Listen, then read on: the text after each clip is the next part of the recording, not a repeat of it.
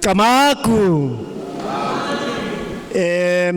So gona bana re tswela pele gape sizomisa futhi ungonyama lana ungonyama yethu wamakhoyisani uma sukuma bobaba siyophinda futhi sisukume abomama bahlala phansi. We take this opportunity to give the opportunity to our king, King Safiri of the Khoisan, to give a word. Bayeti amase.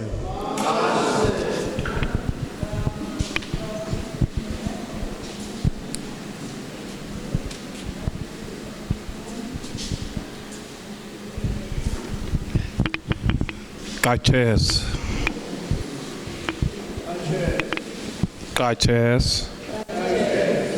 Good afternoon.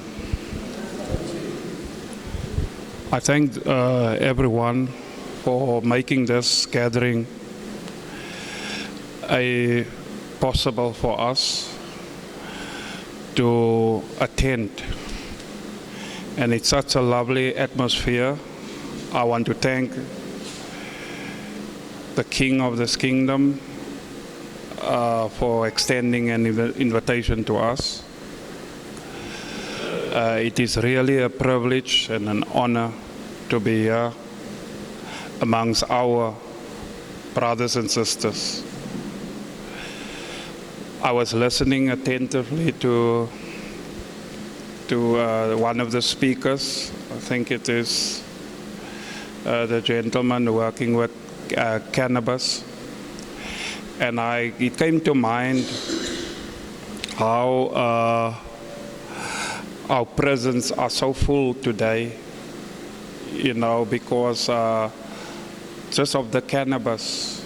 Lots of people are in prison. The prisons is overcrowded because of these petty crimes.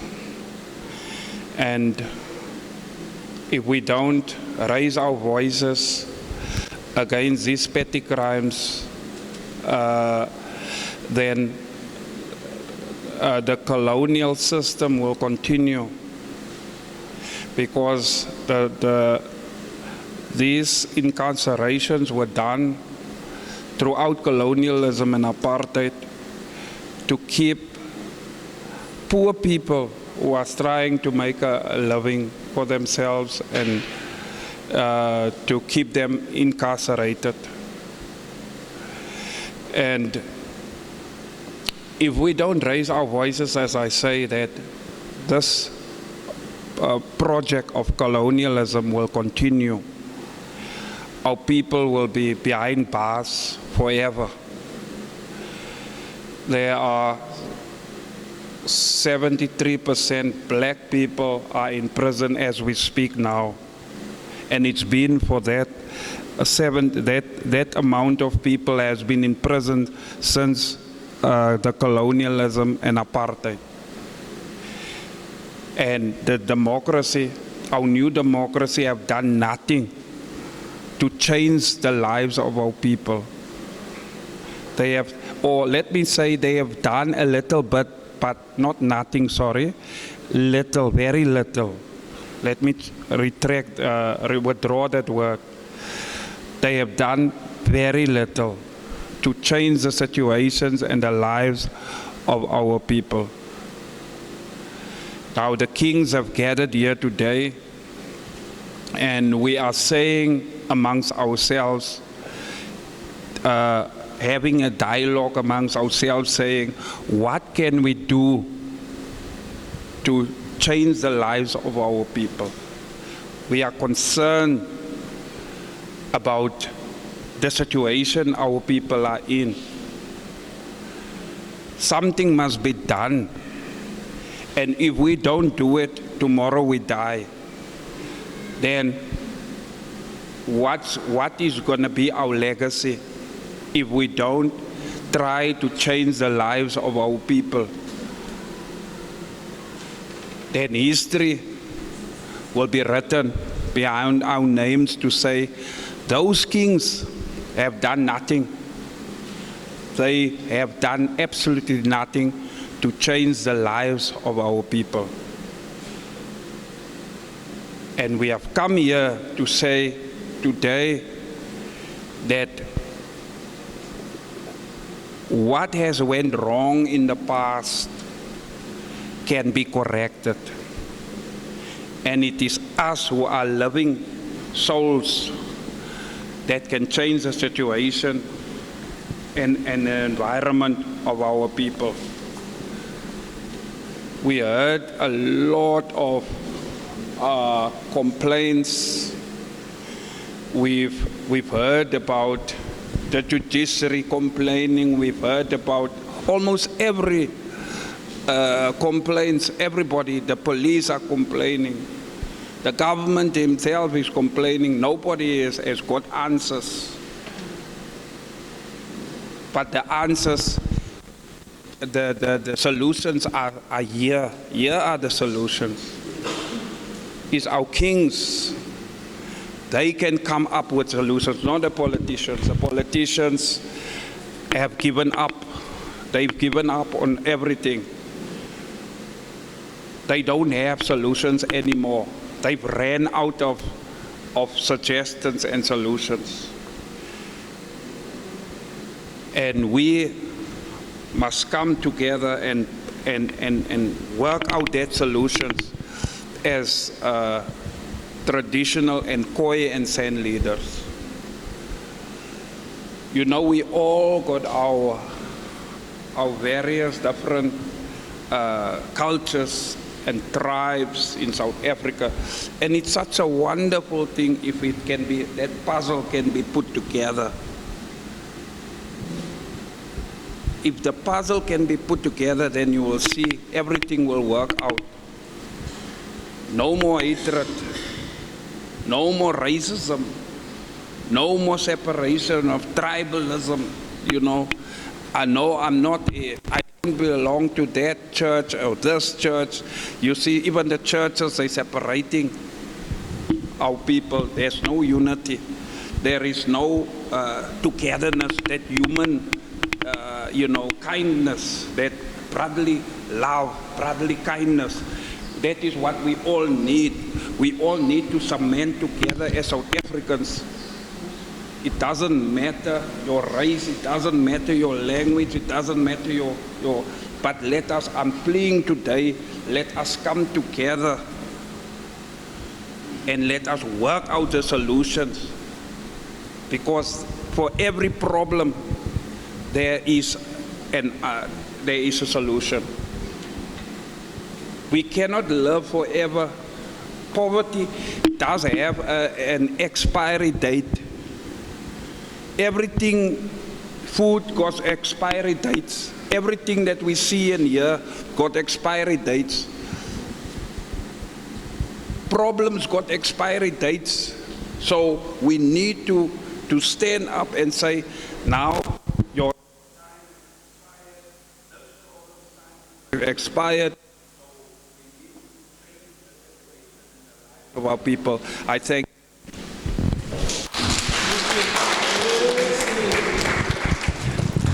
Bayeti.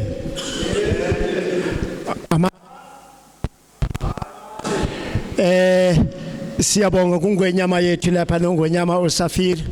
Ungwenyama uthi amaprobleme agcwele, ama-politicians abasana plani.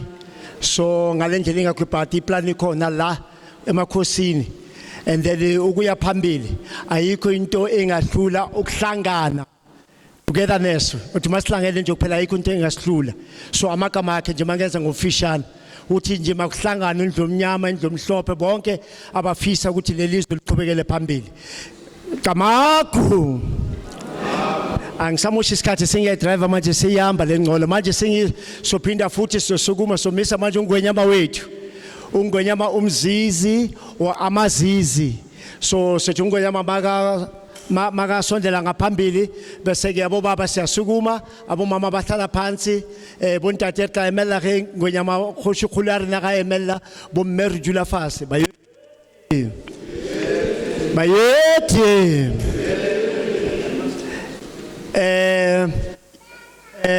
Kamakho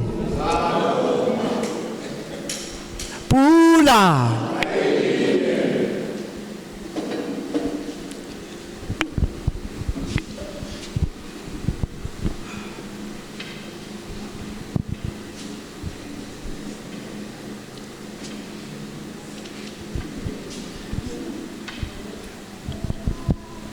Sibonga. Bayete. Bayete. Imvula. Anginibingelele nonke. Enikhona usuku lona namhlanje. Osuku olukhulu. Kithi singamakhosi usuku olukhulu kakhulu. Isuku lethu futhi sinawo umlando. Kamafuphi nje ke ngibingelele inkosi ezinkulu esinazo. OParliament bami bakhona. ONdlunkulu bakhona. No princess kanjalo abakhona. Sizwe sakithi sizwe sikaKhushu. Sineyivakashi ke ezikhona ezisihambele. Ukuthi zikwazi ukuthi zibe nathi ke kulomcimbi okhona wanamhlanje. Mina ngimiswa nje ukujabula kakhulu. Okokuqala nje ake sikulungiseni. Masikhuluma ukuthi lo mcimbi sinawo namhlanje. Fuze nikwazi ukuthi yini kwenzakalani. Ngoba khona oPlices lapha kwakhona oQueen lapha nezinkosi zikhona, nezivakashi zikhona. Nabanye bakhona kade kumele ukuthi babe khona. Sinawo ama apology ke abanye ke aba apology ukuthi bangezi.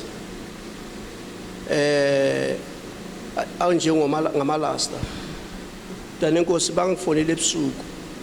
Kodwa ngathi incwadi kade bakuthintile ngazi. Nabamhlophe labana bealliance. Kulobukhosi lobu angathi akukho sizwe singekho kithi. Sifuna kunazisa lokho. Izizwe zonke zikhona zinathi. Ngingayiphambili ngithe sizokwenza njani namhlanje la. Lana ke siumbutho kusho ukuthi ke ukuhlangana kwethu namhlanje la. Sizokhulula isizwe ukuthi masihambe siyodla ukhisimusi emakhaya. Sisebenzile kusuka kuJanuwali saze safika manje. Sehla senyuka nezingane zenkosi. Sehla senyuka kusetshenzwa kunzima. Kodwa kuyafuneka ukuthi ke siyazi sonke sihlale eGoli. Sinamakhaya. La sizala khona nokhokho bethu laba qhamuka ngakhona. Sinaba seNatal, sinaba seLesotho. Indawo zonke nje zikhona. Niyazi ukuthi iGoli linjani na? iGoli libuthele wonke umuntu.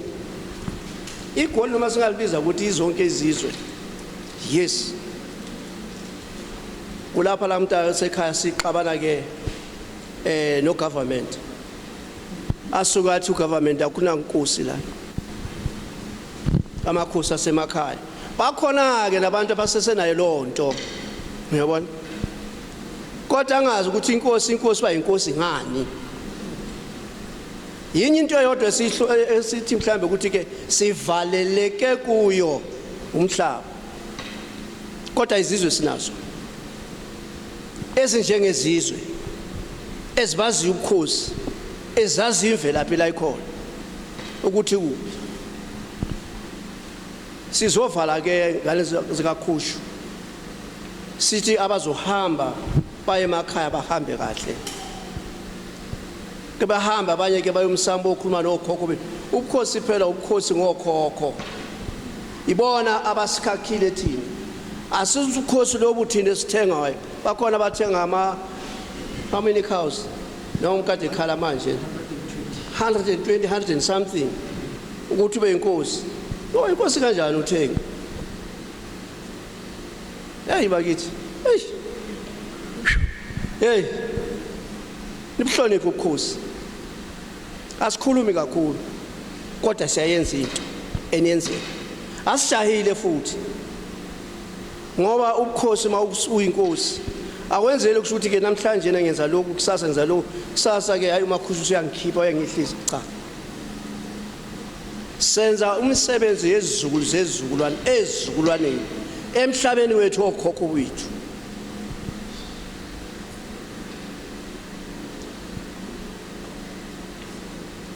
Kanza kwethu nazi ukusho ukuthi ke ngithi nje abazahamba bahambe kahle, nibuye ngoJanuwari nibuye kahle futhi, asijiki umsebenzi uloku njalo siyaphambili.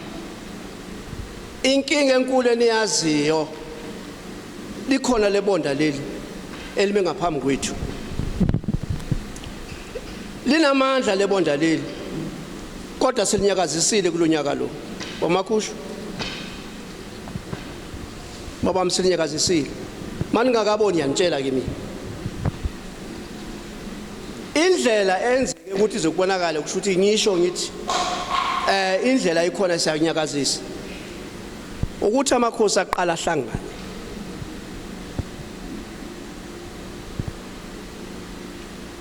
Ngithanda nokuthi asihlangana ngisaba abaningi singcosana kodwa sihamba siyaphambili ngoba lento esenzayo siyazi ukuthi siya kuphi.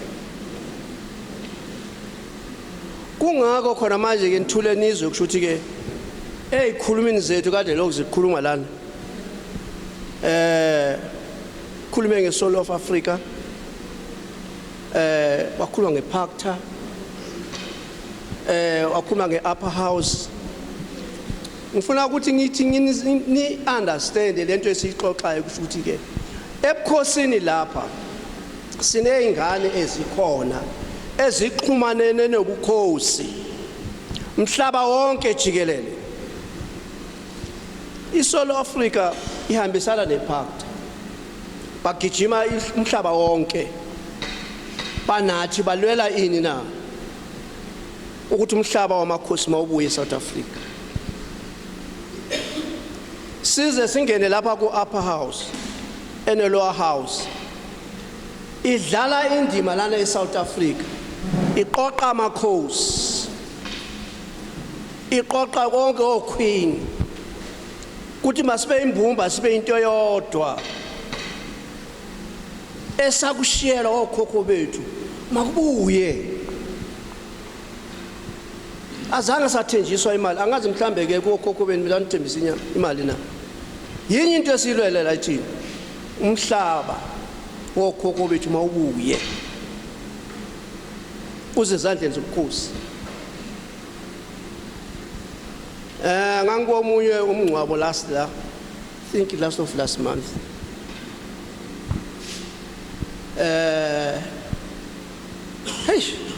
Ugovernment bakithi nale ngane zethu lezi nyanyizwa nazibemeza, yes ingane zethu baba, amakhansela zingane zethu, ama-premiers ingane zethu. Ngicela ukuthi kumele nikwazi lokho ukuthi lapha labakhona baye ngokomsebenzi. So umsebenzi omunye nomunye unemgomo nemibandela yakho. Ingxenye enkulu kudlalwa ingxenye eka government eliswa ubukhosi. Manje bathi babakhuluma lapha na ke bake bathi hayi inkosi khona isazale ikhulume nayo ke ithi ngoba inkosi futhi ke lana emhlabeni kuleyo ndawo futhi ke indawo zethu. Wavela wayiqhamukela nje ukhansela wathi akunamakhosi la. Yini inkosi na? Yababhlungu inhliziyo. Kodwa ke ngaphenduleka masisha ngathi yebo uqinisile ngoba kanalo lwazi. Ngajika mina ngaphenduka ngakhuluma namakhosi nabafundisi babelihlezi nje kade sihlisi kanje. Ngithi bafundisi bami nyayizwa inkulumo ekhulumekayo lana. Ingane yami ngitshela ngendaba obukhosi ukuthi ayibazi. Ake ngibhekeni lapha eBhayibhelini ngoba neniphethe yonke into ekhona lapha eBhayibhelini. Ukuthi yena makathi yena ungovernment, phakathi kuka government nobukhosi, iBhayibheli libove elimhlophe elimnyama liphethe lithi ngathi ipetulweni ngapha nangapha ningitshela ukuthi ithini khuluma ngobani lapha omunye bathi qhubeka baba siyaxolisa ugovernment uyini wakabani uphuma kuphi uyena ke umuntu esilwa naye kakhulu lo laba bonke engikhuluma ngabo kusho ukuthi ke sinabo yibo laba abalwa esilwa ukuthi sidilize lebonda leli elika government seliyadilika kodwa nazi inkani zakwethu ukuthi ke inyosi ngeke uzoyisuse ejunior inqamela ukuthi ize ife kunokuthi yeke lento leyo bambelelani sephambili indlela seyikhona ikhona into engithandileke futhi mawubheka sibancane sikangaka kodwa ke siphelele babamakhushu la kukhona abafundisi kukhona amajaji lana kukhona amatologi lana mawuthi uyabheka bakhona laba bezolimo lezi sisithanda kakhulu bakhona ke nalaba impela kusho ukuthi abazosifundisa ngokwensango ngibeka ngesizulu ke impela ke abantu abakwazi ke lokusho ukuthi le cannabis yini umuthi omkhulu ophilisayo loyo lona uvala ugovernment ukuthi ungabi bikho kodwa ke singamakhosi sithi konke ekade kwenziwa okhokho bethu kuphilisa kuzokwenzeka isizwe siphile siphambili ngiyanibonga nonke kuba khona nonke ebeni kulomcimbi omuhle omkhulu inkulumo ezikhulunywa amakhosi nabahambi ekade besihambele namhlanje inkulumo ezimnandi kakhulu lezi angithandi ukuthi ngizibone la kade ngibamba khona kusho ukuthi ke ake sibeni nolwazi nokuthi indlela esiya kuyo iphi ithini sizawuphila la ebukhosini sizawuphila la ebukhosini kuningi esimele sikuxoxe kodwa ngeke sokhulume manje khona okhulume ngamabhenki siyawa owner thina amabhenki ngiyanihlebela nje kancane kodwa ke nihambeni ekhaya zobuya sobuye sinixoxele asivali ke thina sikhulula nini nje ngamane ekhaya ke nothatha amandla ekhaya sibuye sisebenze Queen zami yanibonga nonke bukhona bini ngiyabona ukuthi sisebambisene sibe mbumba sibe intweni